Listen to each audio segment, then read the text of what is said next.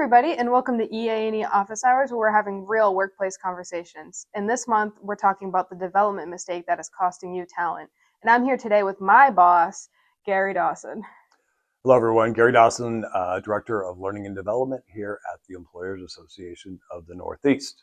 All right, you ready? I'm ready. Okay, so we're going to talk about development plans today. We are. So why is it important for organizations to invest in employee development plans?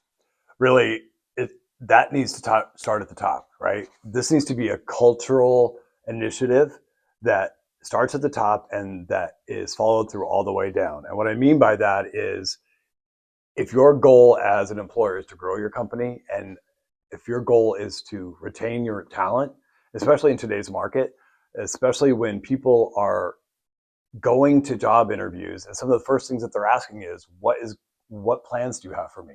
What opportunities are there for me? What kind of educational growth can I have? You have to be prepared as an organization to be able to answer that question, and not just answer that question, but to be able to have a robust plan in place. And I think sometimes the idea behind it, or I think companies have the best intentions, but I think sometimes what happens is, the day-to-day operations, and we get caught up in just trying to operate as an organization, when in fact this is a key factor that needs to happen. And so I think what needs to happen is the top C-suite leadership team needs to work with all of their managers and the HR team, of course, which is critical in this, to really come up with what is going to be the best development plan. Are we using outsourcing talent? Are we sending them to different leadership programs, training programs, or are we bringing it in-house? Or is it a combination of both? And you have to have that plan in place. Yeah. So what do you think the first step for managers, as you said, they should be taking those first steps? What do you think that would look like? I think, understanding where your employee's mindset is. What is their growth plan? What do they want to do? I think that's part of being those one-on-ones. I'm a huge advocate for one-on-ones. And I think, a one-on-one check-in is great, and I think those are critical. But I think as a manager, you should dedicate at least one of your one-on-one sessions every month to strictly about employee development. And it really just starts with asking questions, right? And maybe during the interview process, or maybe as part of kind of the initial 90 days, you get to know kind of what that person wants. But it's your job to really uncover what they want to do. And some of them will be very vocal.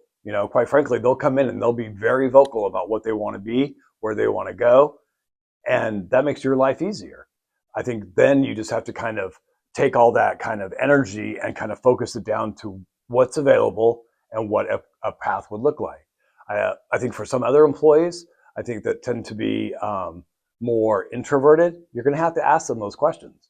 You're going to have to really kind of discover what their interests are. And for somebody with a lot of tenure, sometimes they think that they've been maybe pigeonholed into a certain role, and they're a great employee. They complete their tasks on time, they're engaged, but maybe deep down, there's another path they want to go on. But they're afraid if they try to go down that path, that could, perhaps risk where they're at or their current standing in their current role. Yeah. So as a manager, I think number one thing you have to do is you have to have those open conversations. And you have to be prepared, I think, as a manager too, to understand if your employee is like, well, ultimately, I want to be in HR and they currently are working as a trainer, right? Even though you're like, I don't want to lose them and I would hate to lose them, your job as a leader is always to grow your people. And if that means growing them into a different department, you have to be open to that.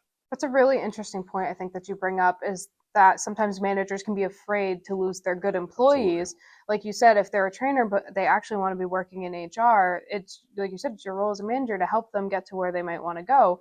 They might not even necessarily be leaving the company, but if they're a good employee and you're a good manager, then it can be hard to be losing those kinds of people. You kind of touched upon it a little bit with your one-on-one conversation, but what do you think organizations as a whole can do to ensure that development plans can be tailored to those individual employees? I know you talked a little bit about the one-on-ones and asking them questions, but how do you think that organizations can help take those plans and help tailor them to individuals? Great question. So I think a lot of it comes down to understanding the skills of the employee and kind of understanding where they're at. I mean, one of the keys to training, and I think successful training, especially here for us, when I meet with our members to talk about what their needs are is you got to meet them where they're at. I think sometimes we maybe make assumptions that our employees are more advanced or maybe less advanced based on what we're seeing. But I think it really has to be a conversation and really understand what their skills are. I mean, there's a lot of skill assessments that can be done out there. There's obviously strength finders, there's DISC, there's all kinds of assessments that can also help kind of zero in on areas that the employee may not realize that they have strengths in, right? Or they have something that they're really interested in. So I think that's part of it. But I think as an organization, if you're looking at it from the 20,000 foot level, you have to look at it in two ways. You have to have a career path that's built for each role. So if I started an entry level role and I like what I'm doing, where do I go? And at the same time, figure out where your employees fit into that career path and understand, is that the right career path for them? And maybe they don't know that yet, and that's okay. But your constant conversations with them and checking in with them and understanding how they're feeling about their current job and their skills will help you steer it that direction. So I think you need to have a basic plan of a career path for each role.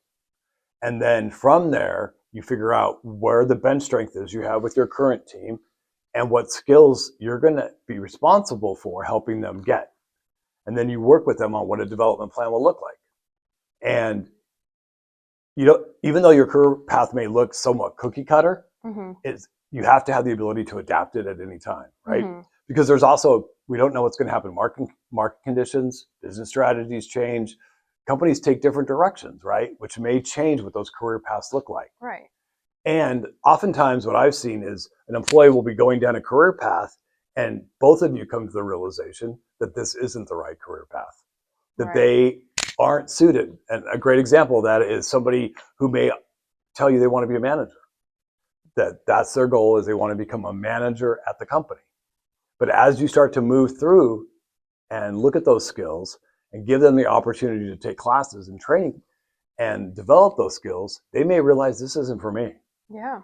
Or you may realize that maybe this isn't the best fit for them either. So that's when you have to have a good, honest, candid conversation and pivot as you need to.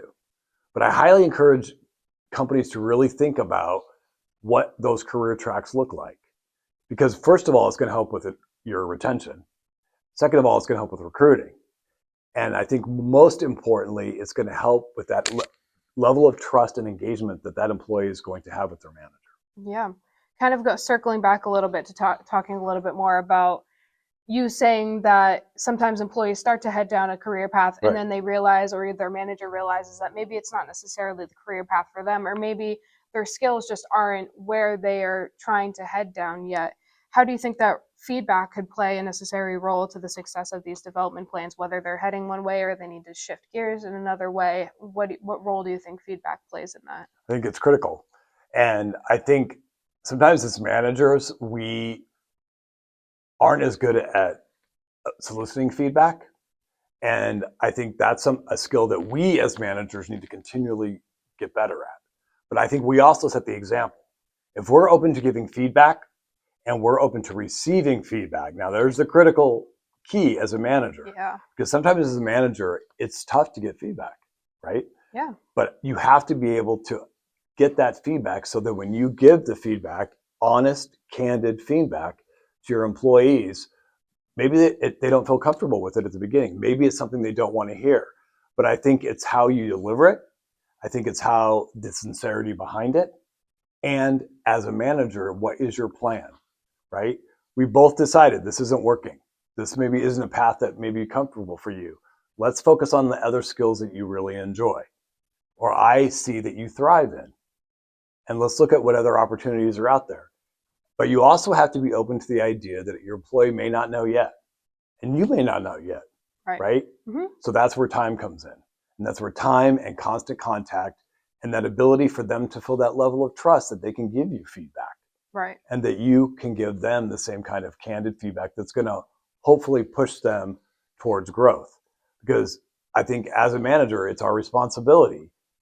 And as I think I've told you as a being member of my team, your personal development and your professional development is top priority for me in our team dynamic. that Definitely. your growth is key in whatever direction you want to go. And I need to understand that so that I can provide you the resources, the tools, and the opportunity that's available.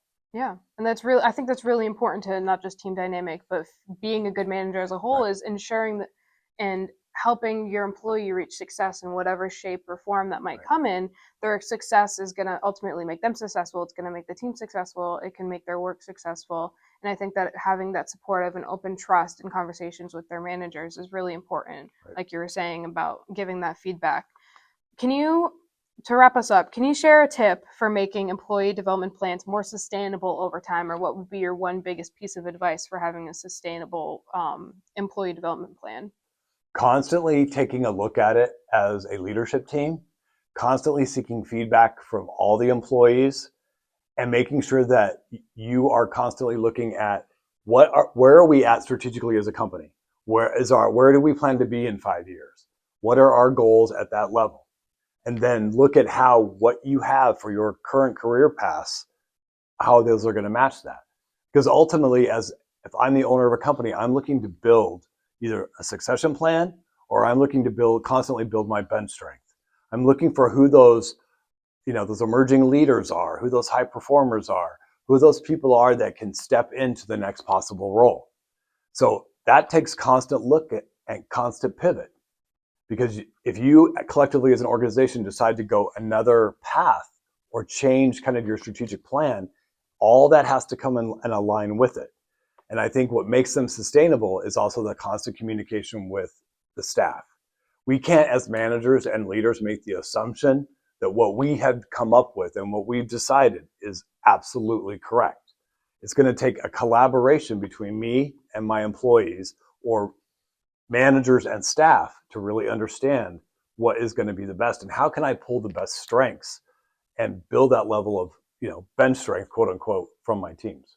Wow, that was really insightful. And I think it's really important for companies to know about these employee development plans. I think a lot of companies don't necessarily even have employee development plans. So I think it's really important to continue to grow that workforce and even the next generation of the workforce that's Absolutely. going to be coming up. Absolutely. Thank you for taking the time to My sit down pleasure. and talk with me today. And we'll see you guys next month.